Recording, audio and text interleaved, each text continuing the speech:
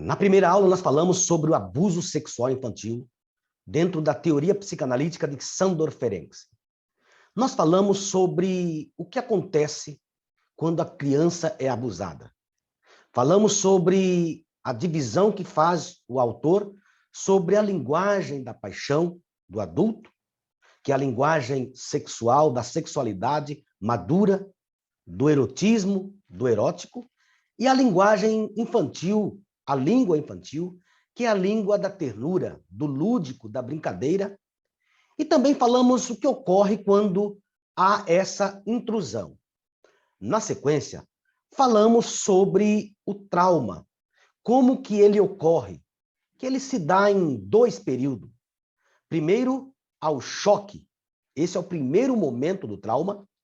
E nesse primeiro momento, antes de se dar o segundo momento, esse trauma pode ser revertido se, ao procurar os pais, a mãe ou o pai, ou os cuidadores, essa criança tiver o seu relato, a sua fala autorizada, legitimada. Quando isso não acontece, vai ocorrer o segundo momento do trauma, que é o desmentido.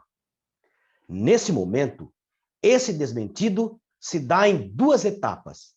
Primeiro, o desmentido do adulto, do fato, o que realmente ocorreu. E, na sequência, o desmentido da narrativa da criança.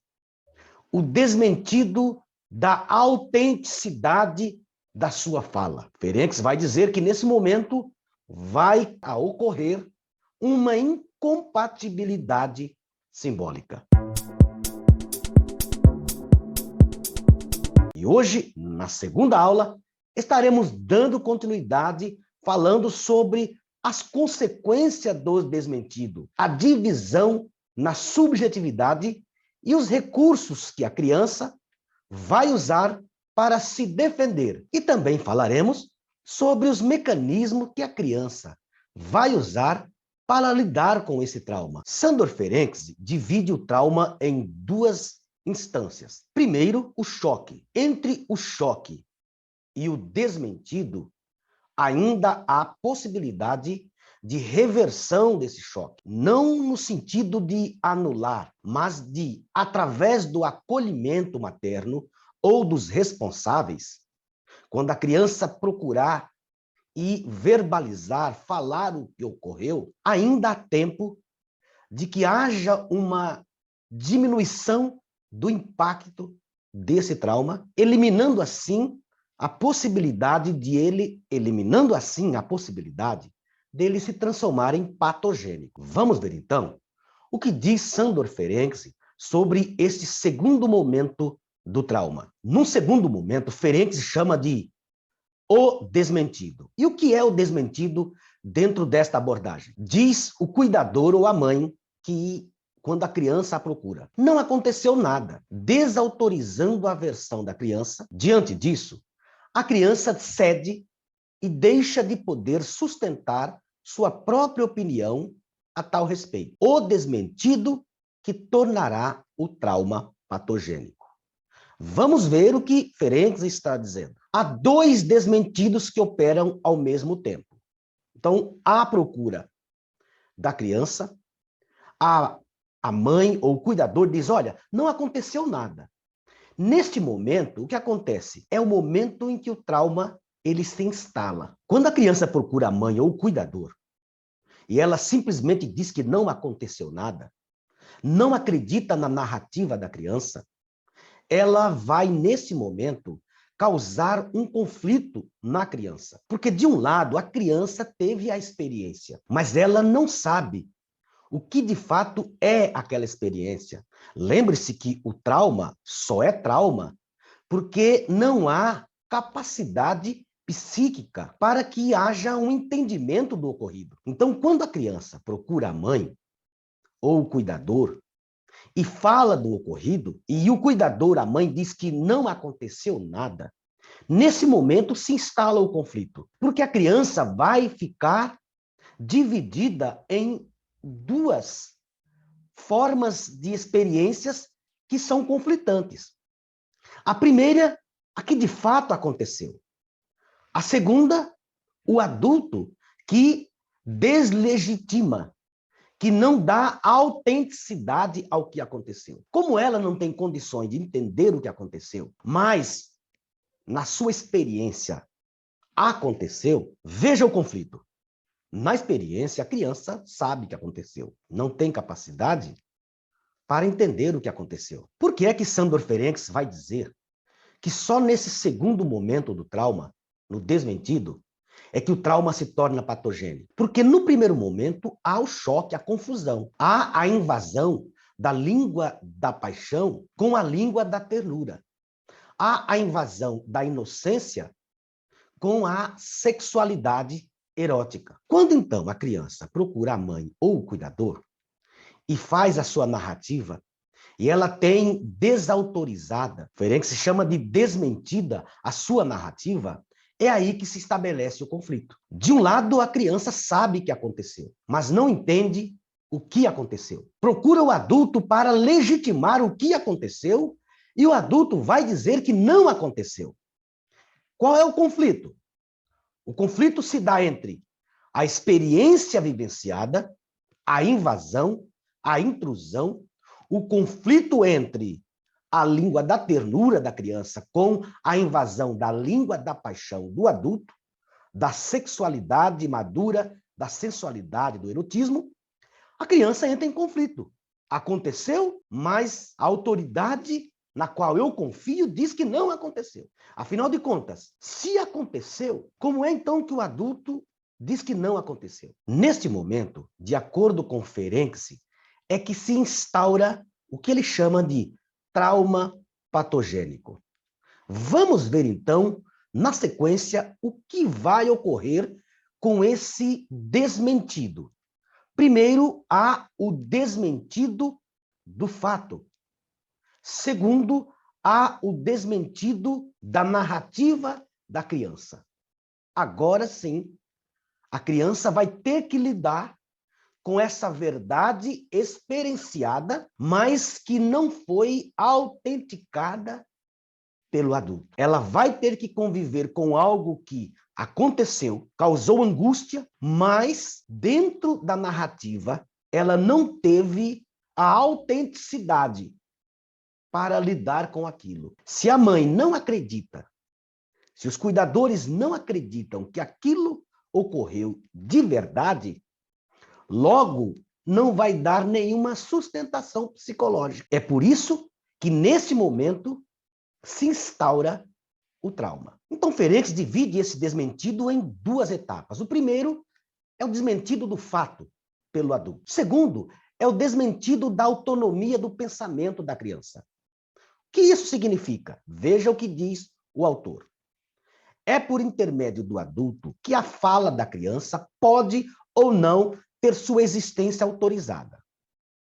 Com o desmentido, é produzida uma incompatibilidade simbólica. O desmentido assume o tom de uma verdade absoluta. E com isso, o que a criança fala passa a ser considerado como uma mentira absoluta. O que significa essa incompatibilidade simbólica?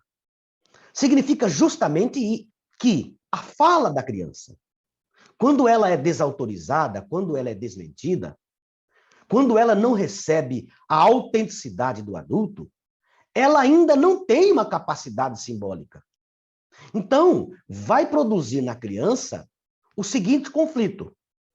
Aconteceu ou não aconteceu? Em termos de autoridade, não aconteceu, porque o adulto que tem capacidade para compreender o que aconteceu, desautoriza. Porém, a criança viveu essa experiência. Ela sabe que aconteceu, mas ela não sabe explicar o que de fato aconteceu no tocante a sentido, a explicação. Porque não dá para explicar para uma criança, ainda imatura em sua sexualidade, na sua capacidade de entender como funciona o psiquismo, o que de fato aconteceu. Então, esta incompatibilidade simbólica vai produzir conflito. E agora a criança vai ter que lidar com esse conflito. E como ela vai lidar com esse conflito? É aí que complica-se. Porque agora ela vai ter que usar recursos. Primeiro, ela não teve recurso externo. Não tem alguém para ajudá-la. Então, só há uma forma de lidar com essa angústia. Ela vai buscar em si mesma mecanismos para lidar com esse fato desmentido pelo adulto. A criança, então, vai fazer o que Ferenczi chama de clivagem da subjetividade. Nesta clivagem da subjetividade, ela vai usar dois mecanismos para, então, fazer o que ele chama de dissociação. Vamos primeiro ver este mecanismo chamado clivagem. Ferenczi, então, chama de clivagem da subjetividade. A clivagem é uma das principais consequências da vivência de uma dor sem conteúdo de representação. Trata-se de um mecanismo pelo qual o indivíduo opera um corte na própria subjetividade, cujo intuito é apartar a vivência traumática e conter uma dor insuportável. Divide-se num ser psíquico de puro saber que observa os eventos a partir de fora, num corpo insensível. O que é a clivagem, então, que nós acabamos de ver? Como não encontrou auxílio externo, a criança, então, vai buscar em si mesma uma forma de lidar com essa angústia. Então, ela divide a sua personalidade em duas. Esta clivagem ocorre da seguinte forma. Ela consegue se dividir em duas partes. Uma que sabe do que aconteceu e a outra que observa de fora como se nada tivesse acontecido. Veja, ela sabe que aconteceu.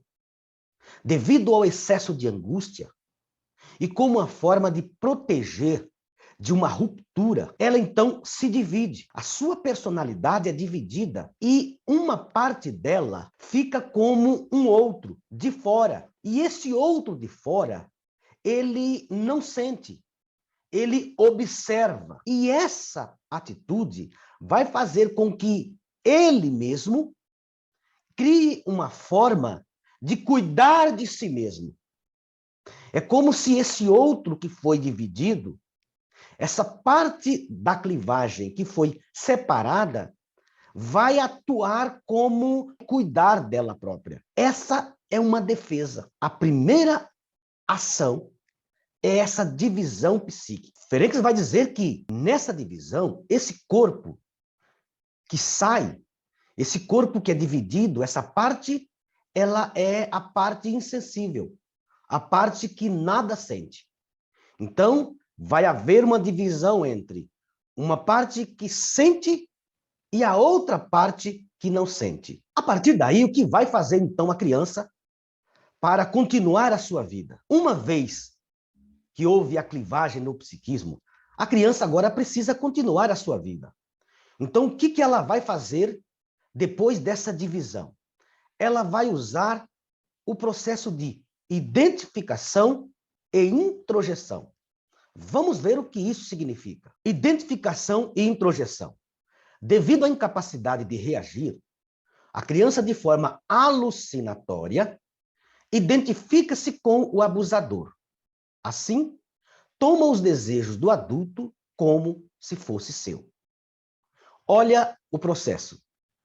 O agressor desaparece enquanto realidade exterior e torna-se intrapsíquico. E através da alucinação negativa, a agressão deixa de existir enquanto acontecimento real.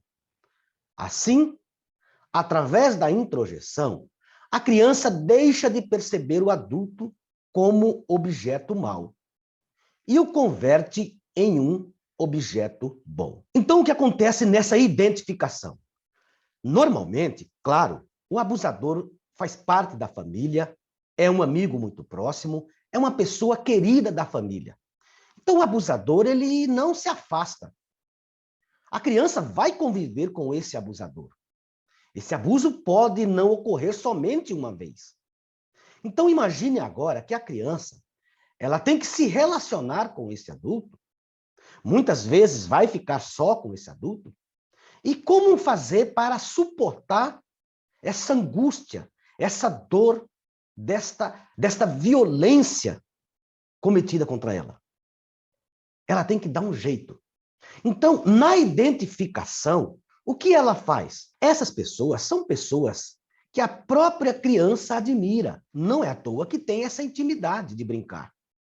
Então, um adulto, quando ele vai abusar uma criança, ele usa aquilo que é da própria criança, que é a arte lúdica, a brincadeira. Então, esse adulto ele vai continuar querendo brincar com essa criança e abusar dessa criança.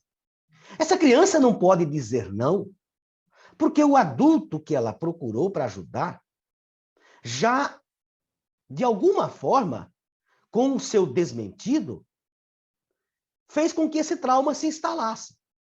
Mas agora não é o fim, há uma continuidade. O que essa criança vai fazer? Ela vai usar o mecanismo de identificação. O que acontece na identificação?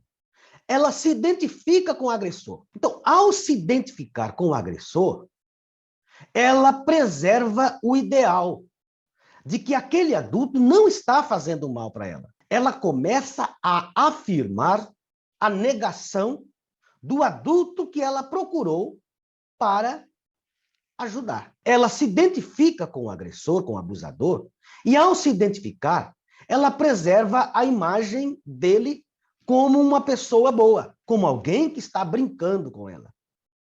E ao fazer isso, ela então vai departamentalizar, ela vai separar, ela vai relacionar-se com essa pessoa como se de fato ela estivesse brincando. Embora ela sinta que aquilo é uma agressão, mas nessa divisão da subjetividade, nessa cisão, ela vai departamentalizar, colocar em departamentos, separar essas coisas.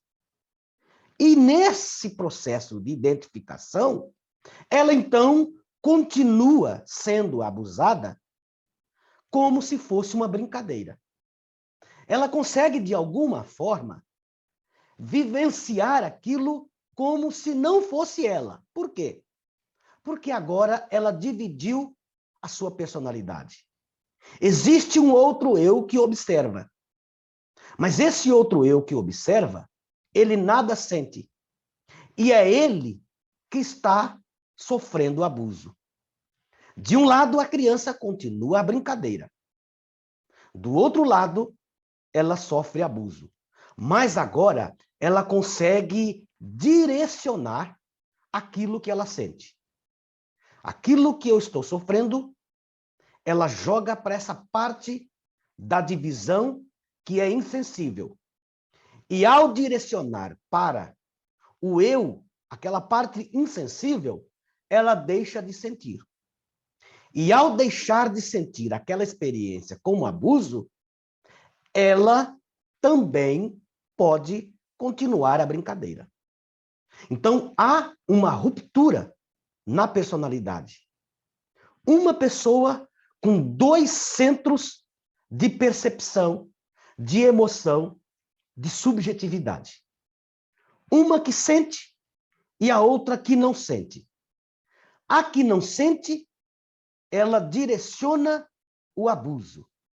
E a que sente, ela direciona a arte do brincar. Preserva-se a inocência de um lado e direciona-se o abuso, a angústia, a dor, para aquela outra parte que é insensível. Aquela que observa de fora e experimenta a angústia como se não fosse dela. Claro que é muito complexo. É claro que é extremamente complexo.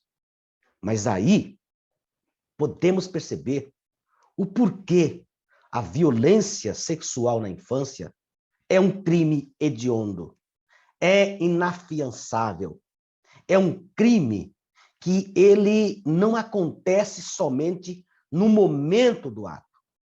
Ele se estende, ele mexe na base, na estrutura de uma personalidade que ainda é imatura, que ainda não tem capacidade simbólica para entender o que aconteceu. Essa dissociação, essa divisão da personalidade é a forma que a criança encontra para lidar com essa angústia, com esse peso que ela precisa fazer alguma coisa. Nesse caso, o que nós vemos é que a criança, ela vai fazer o que Freud chamou do princípio do prazer e da realidade. Como a criança percebe que o seu prazer, a brincadeira, ela foi invadida por uma realidade na qual ela não pode suportar, então ela reage. Como funciona, então, essa invasão de uma realidade extremamente dolorosa para uma criança que ainda está naquela busca, que ainda vive na dimensão do princípio do prazer? Vejamos, então. A criança vive na dimensão do princípio do prazer e esta realidade ela começa a se impor de forma violenta. Veja, então, o que acontece. Num primeiro momento, transforma o abuso numa brincadeira inocente. Num segundo momento, no processo de identificação, a criança vai introjetar, coloca dentro de si o sentimento de culpa do abusador e passa a sentir-se culpada e merecedora de ser punida. Na próxima aula, nós estaremos dando continuidade a esse tema, falando sobre a dissociação e a progressão traumática.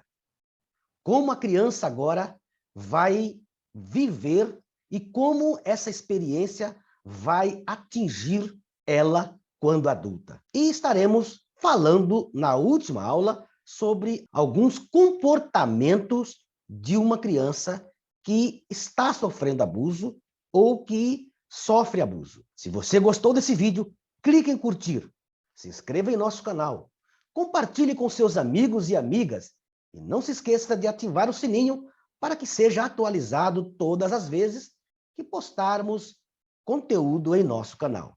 Aguardo você. Até a próxima!